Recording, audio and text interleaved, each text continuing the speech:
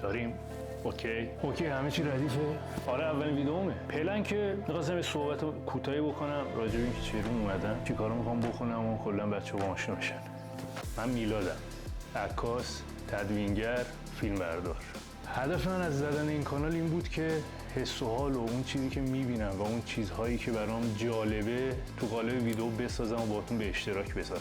اینکه یوتیوبم ران کنم از خیلی وقت پیشا توی ذهنم بود، اما امروز فردا میکردم اینکه لوکیشنم کجا باشه، اتاقمو چیدمان کنم، یه فضای خیلی باحالی باشه. ولی چه کنیم که هرچی ما میریم جلوتر همه چیز گرونتر میشه و من تونستم واقعا توی این تایم کوتاه فقط دوربینم رو یکم ارتقا بدم به سونی که قبلا نیکون داشتم و البته پشیمونم که نیکونم رو فروختم. یعنی D7200 داشتم، لژندی بود برای خودش، اما خب به هر حال نیاز داشتم به کیفیت و سونی این روزها از لحاظ کیفیت حرف اول رو میزنه. از طرفی هم بازار، ما تو کشوری زندگی میکنیم که بازار خیلی مهمه. اکویپمنتی که دستمونه باید طبق اون چیزی باشه که توی بازار داره میره جلو. من دیدم که نیکون دیگه به اون صورت قبل کاربری آنچنانی نداره و خیلی‌ها سویچ کردن روی دوربینای دیگه. کنون البته داره، همیشه داشته و همیشه کنون طرفدارش بیشتر از نیکون بودن. کلا کاری ندارم، من نمیخوام وارد این بشم که کدوم برند خوبه. من ترجیحم سونی بوده و خیلی هم باش حال میکنم. به نظر من همه چیزش عالیه. همونطور هم که هممون میدونیم نه توی ایران توی جهان حرفی برای گفتن داره.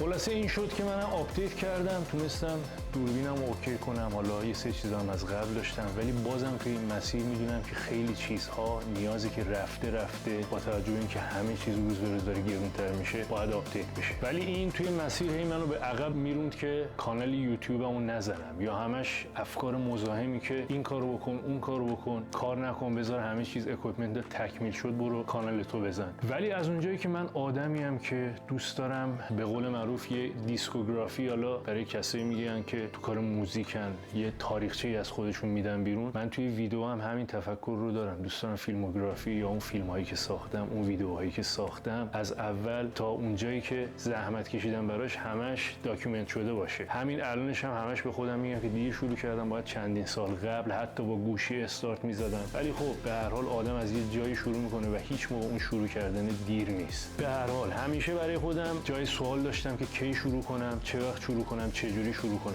ولی توی این ویدیو در کنار شما بالاخره استارت رو زدم و امیدوارم کانالی بسازم که هم مخاطبم که شما هستید حال کنید، هم خودم بتونم روز به روز انرژی ازتون بگیرم و اون رو خیلی حرفه‌ای‌تر و خفن‌تر ببریم جلو. یه چیز خیلی مهم که من استفاده میکنم همیشه توی کارهام، نه فقط توی فیلم برداری و عکاسی، اینه که یه دفترچه همیشه با خودم داره. دفترچه باعث میشه که بچه‌ها شما ایده هایی که دارید رو توش بنویسید، هر چی توی ذهنتون توش بنویسید، شات هایی که میخواید بگیرید، کارهایی که توی فیلمتون باید انجام بشه، چه میدونم ریزکاری هایی که مثلا توی فیلمتون باید انجام بشه رو همه رو میتونید توی این دفترچه بنویسید، یادداشت کنید و مو به مو مثل کارگردان سینمایی انجامش بدید. پس دفترچه یه چیز مهمیه که همیشه باید توش بنویسید. خالیه ولی باید بنویسید. البته در کنار دفترچه دوست خیلی خوبه اون آقا خودکار که باید داشته باشید، ازش استفاده کنید. بدون این دفترچه بی‌معنیه. بنویسید ایده‌هاتون رو، هر چیزی که هست، که من برای این ویدیو این کار رو نکردم. صرفا می‌خواستم یه ویدیو خودمونی بشه، معرفی بشه که با هم دیگه آشنا بشیم. ولی خب اینو بدونید هر کار حرفه‌ای می‌خواید بکنید حتما باید دفترچه داشته باشید، توش بنویسید. حالا من سلیقه‌م اولد اسکوله، اینجوری حال می‌کنم. جدیداً خیلی‌ها تو گوشی‌هاشون می‌نویسن و سلیقه من نیست، چون من یه آدمیم که با چیزهای کلاسیک و قدیمی خیلی بیشتر حال می‌کنم و واقعاً الان که اومدم جلو، هر چی سنم رفته بالاتر، البته از یه سنی به بعد چیزهای قدیمی که داشتم و نگه داشتم که همه اینا رو توی ویدیوهایی که براتون میسازم همه رو بهتون نشون میدم، صحبت میکنیم راجع بهش، حس و حالایی که دارم. ولی از یه سنی بعد اینو میگفتم، شروع کردم دقیق شدم روی اون وسایلی که دارم. مثلا چیزایی که هرچی قدیمی تر بود برام نوستالژیک تر بود، اونها رو نگه می‌داشتم و دور نمینداختم و واقعا خیلی حس خوبیه. به نظر من همه چیزهای قدیمی که ما از قدیم داشتیم دیگه تکرار نمیشن و توی این دنیای مدرن نیستن. حتی شما بگید یه سنجاق کوچیک که به قول معروف میتونستی چند تا کاغذ رو باش به هم دیگه بچسبونی. حتی چیزای ریز قدیمیشون باحالن،